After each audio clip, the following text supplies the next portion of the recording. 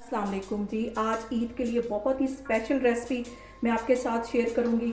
ये खाजा बनाना मैं आपके साथ शेयर करूंगी और ये भी बहुत ही बनाना आसान है। तो चले रेसिपी स्टार्ट करते हैं। खाजा बनाने के लिए सबसे पहले मैंने 1 कप के जितना ये मैदा ले लिया था और उसमें मैं तकरीबन आधी प्याली से भी थोड़ा सा कम ये घी है। ये देसी घी आप चाहें तो इसमें डालडा घी भी डाल सकते हैं। तो इसके साथ मैं अच्छी तरह इसको पहले मिक्स कर लूँगी। इसको अच्छी तरह मैं मिक्स कर लेती हूँ।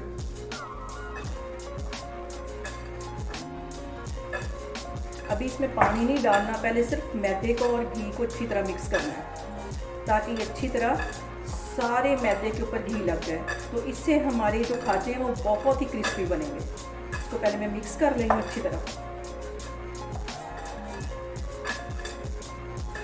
ये देखें, इतना इसे मिक्स होना लाजमी। इस तरह ये मैदे की जो मुट्ठी बन जाए ना, तो तब इसमें मैं पानी डाल के थोड़ा थोड़ा तो इसको गूंदती हूँ।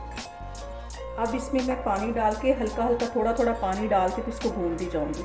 जैसे हम रोटी के लिए आटा गूंदते इस तरह इसको गूंदना है।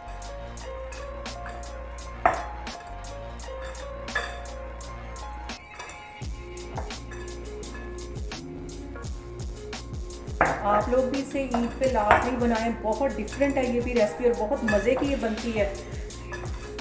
तो इसको मैं ऐसे आटे की तरह गूंद के तो फिर मैं आगे आपको दिखाती हूँ।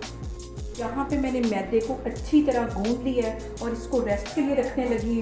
20 मिनट के लिए इसको मैं ऐसे ही रेस्ट पे पड़ा रहने दूँगी। उतनी देर में मैं इसकी स्टफिंग बना लेती हूँ और चास बना लेती हूँ। खाजे की स्टफिंग बनाने के लिए सबसे पहले मैंने एक पैन ले लिया है और उसमें 1 प्याली के जितना ये मैं खोया ले लूँगी। खोए को अब मैं हल्की आंच पे बिल्कुल रखने लगी हूँ ताकि ये अच्छी तरह भून जाए। अगर मैं इसको इसी तरह डालूँगी तो ये हमारे जो खाजे हैं वो बहुत जल्दी ख़राब हो जाएंगे, इसलिए पहले मैं इसको भून लूँगी खोए को, तो फिर मैं इसके अंदर डालूँगी। तो अभी मैं इसे 2-3 मिनट के लिए भूनती हूँ अच्छी तरह, फिर मैं आगे आपको दिखाती हूँ। खोए को मैं अच्छी तरह भूनती हूँ और ये फीका खोया है, जो डाइट कॉन्शियस हैं वो इसको ऐसे ही डाल सकते हैं इसके अंदर, खाजे के अंदर। और बाकी इसके अंदर मैं थोड़ी सी चीनी बाद में ऐड करूँगी जब इसकी स्टफिंग करूँगी। यहाँ पे देखें जी, खोए को भूनते हुए तकरीबन मुझे 5 मिनट हो गए और ये अच्छी तरह भून गया। और अब मैं चूल्हा बंद करती हूँ तो आगे फिर मैं आपको दिखाती हूँ। यहाँ पे मैं एक और पैन लूँगी और उसमें आधी प्याली के करीब इसमें मैं चीनी डाल दूँगी चास बनाने के लिए, और इसमें 2 सब्ज़ इलायचियाँ डाल दूँगी। आधी प्याली मैंने चीनी की डाली थी और आधी ही प्याली मैंने पानी की डाली। अंदर 2 मैंने सब्ज़ इलायचियाँ डाल दी हैं और सिर्फ 1 चुटकी के करीब मैंने ये फूड कलर डाला है। तो ये इसको मैं अच्छी तरह पका लूँगी। इसकी जब चास अच्छी सी बन जाएगी तो फिर मैं आगे आपको दिखाती हूँ। यहाँ पे चास की 1 या 2 तार की चाशनी नहीं बनानी, बस इसे 5-7 मिनट के लिए अच्छी तरह पकाना है। और अभी जैसे ये चीनी मेल्ट होती है तो आधा टीस्पून के करीब इसमें मैं सिरका डालूँगी ताकि हमारी जो चास है वो उसमें क्रिस्टल ना बने और चीनी जमे नहीं। अभी मैं इसको मिक्स कर रही हूँ। 5 मिनट इसको ऐसे ही पकाऊंगी तो फिर मैं आगे आपको दिखाती हूँ। यहाँ पे देखें जी, चास को पकते हुए तकरीबन 5 से 7 मिनट हो गए। अब मैं आधा टीस्पून के करीब इसमें सिरका डालूंगी और यहाँ पे मैं चूल्हा बंद कर दूँगी। ये गाढ़ी सी हमारी चास तैयार हो गई है। तो अब मैं आगे आपको दिखाती हूँ। इससे जो अहम बात है वो ये कि जब तक खोया ठंडा नहीं होगा इसके अंदर हम और कोई चीज़ भी नहीं डालेंगे, क्योंकि अगर हम गरम गरम खोए में चीज़ें डाल देंगे ये स्टफिंग के लिए तो वो सारी पानी छोड़ देंगी और हमें फिलिंग में प्रॉब्लम आएगी।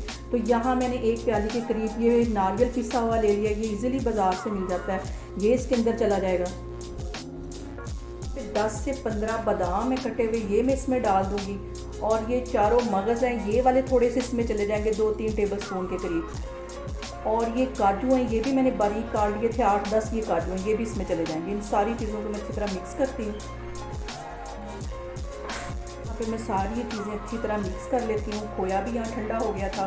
तो अब इसको मिक्स करने के बाद इसमें मैं थोड़ी सी हल्की सी चीनी डालूँगी। आप अपने टेस्ट के मुताबिक कम या ज़्यादा चीनी कर सकते हैं। तो पहले मैं इसको अच्छी तरह मिक्स कर लूँ तो फिर चीनी डालती हूँ। यहाँ पे मैं पिसी हुई चीनी 2 टेबल स्पून के करीब डाल दूँगी। आप अपने टेस्ट के मुताबिक कम या ज़्यादा कर सकते हैं। मुझे ज़्यादा चीनी पसंद नहीं है, इसलिए मैं इसमें हल्की ही डालूँगी। इसको अच्छी तरह हाथों की मदद से मिक्स कर लेती हूँ। यहाँ पे मैं चम्मच को करती हूँ साइड पे और हाथों की मदद से इसको अच्छी तरह मिक्स कर लूँगी।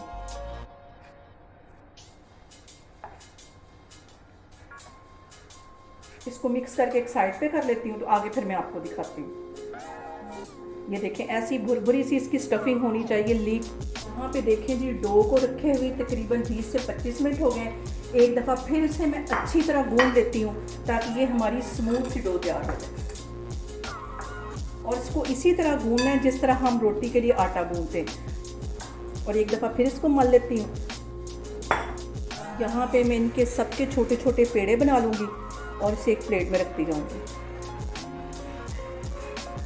ऐसे इसके पेड़े बना के तो प्लेट में रखते जाना है। यहाँ पे देखें कि इस साइज़ के मैं छोटे छोटे पेड़े बना के रखती जा रही हूँ। तो फिर मैं सारे पेड़े इस तरह बना लेती हूँ, तो फिर मैं आपको दिखाती हूँ। यहाँ पे मैंने सारे ही पेड़े बना के रख लिए हैं। तो अब यहाँ पे मैं इसकी छोटी छोटी रोटी बेलूँगी। आप चाहें तो मैदा भी डस्ट कर सकते हैं, लेकिन ये आराम से और इजीली ये बेल जाएगी इसको। तो इसको मैं एक छोटी सी रोटी बेलती हूँ, बिल्कुल बारीक सी बेलनी है। ये सारी ही इस साइज़ में छोटी छोटी रोटियां बेल के तो मैं रखती जा रही हूँ। तो फिर मैं आगे आपको दिखाती हूँ। यहाँ पे मैं एक छोटी सी रोटी उठाऊँगी और उसके अंदर ऐसे स्टफिंग रख लूँगी। स्टफिंग ज़्यादा सारी रखूँगी, इन दोनों हिस्सों को पकड़ के ऐसे जोड़ दूँगी। ऐसे दबा के इसको सारी को जोड़ देना है। ऐसे अच्छी तरह दबाना है ताकि इसकी स्टफिंग निकले ना, और इधर से भी पकड़ के इसको ऐसे दबाते जाना है। ये अच्छी तरह यहाँ से बंद हो गई है। तो अब इसका खूबसूरत सा डिज़ाइन बनाती हूँ। यहाँ से मैं इसको थोड़ा सा ऐसे खींच के तो ऐसे इधर को मोड़ लूँगी, फिर इसको इधर से थोड़ा सा खींचूँगी तो फिर इधर को मोड़ लूँगी, और फिर इधर से खींचूँगी तो फिर इसको इधर से मोड़ लूँगी। ये सारी ऐसे मैं बनाती जा रही हूँ। तो फिर मैं आगे आपको दिखाती हूँ। यहाँ पे देखें जी, सबके ही मैं ऐसे डिज़ाइन बना के तो रखती जा रही हूँ। तो फिर मैं आपको फ्राई करके दिखाती हूँ। यहाँ पे देखें जी, ऑयल मैंने गरम करने के लिए रखा हुआ है। ज़्यादा गरम नहीं करना, तो इसको मैं इसमें डालती जा रही हूँ और हल्की आग पे इसको फ्राई करना है ताकि ये अच्छी सी क्रिस्पी भी हो जाए और इनके ऊपर गोल्डन सा कलर भी आ जाए। आग ये देखें कितनी स्लो है कि ऑयल में अभी तक बबल्स नहीं आए। तो मैं इसी तरह सारी डालती जा रही हूँ। तो फिर मैं आपको दिखाती हूँ। यहाँ पे देखें हल्की आग पे मैं इसको फ्राई कर रही हूँ और इसको कांटे की मदद से इसकी मैं साइड चेंज करूँगी। आप भी घर में इसे ईद पे लाजमी ट्राई करें, अपने घर वालों से मोहब्बत का इजहार करें। यहाँ पे देखें जी, इन खाजों को मैं हल्की आग पे बिल्कुल फ्राई कर रही हूँ और इसको फ्राई करने का कम से कम 15 मिनट इससे लगेंगे, क्योंकि ये इतनी हल्की आग पे मैं इसको फ्राई करूँगी। इसको फ्राई करने में जल्दबाजी नहीं करनी ताकि इसके ऊपर अच्छा सा गोल्डन सा कलर आ जाए, अंदर से भी अच्छी तरह ये पक जाए। यहाँ पे देखें जी, कितना खूबसूरत गोल्डन सा कलर आ रहा है। इसे 2 से 3 मिनट के लिए मैं मज़ीद फ्राई करूँगी। प्याज को मैं हल्का सा फिर गर्म कर लूँगी, क्योंकि ये मैंने जो खाते हैं इसके अंदर डिप करने हैं, तो इसलिए उसको मैं हल्का सा गर्म करके फिर इसमें से डिप करूँगी। तो आगे मैं आपको दिखाती हूँ। यहाँ पे देखें जी, चास को मैं दोबारा गर्म कर लूँगी, क्योंकि जो गर्म चास है वही इसके ऊपर अच्छी तरह लगेगी। यहाँ पे देखें जी, चास अच्छे से गर्म हो गई है और अब एक खाजा मैं उठाऊँगी तो इसमें ऐसे 10 से 20 सेकंड के लिए उसको ऐसे डिप कर लूँगी ताकि चास इसमें अच्छी तरह आ जाए। ज़्यादा देर नहीं इसको करना, और इस तरह सारी करके मैं निकालती जा रही हूँ। और ये देखें कितना खूबसूरत इसके ऊपर कलर आया और कितनी प्यारी चमक आई है। तो ये सारे इस तरह मैं करके निकालती जा रही हूँ। फिर मैं आगे आपको दिखाती हूँ। देखें जी, यहाँ पे बहुत ही मज़े के हमारे खाजे बन के तैयार हो गए हैं। आप लोग इसे लाजमी ईद पे घर पे ट्राई करें और अपने घर वालों से मोहब्बत का इजहार करें। इंशाल्लाह ताला मैं एक और रेसिपी के साथ आपके सामने आऊँगी। अल्लाह हाफिज़।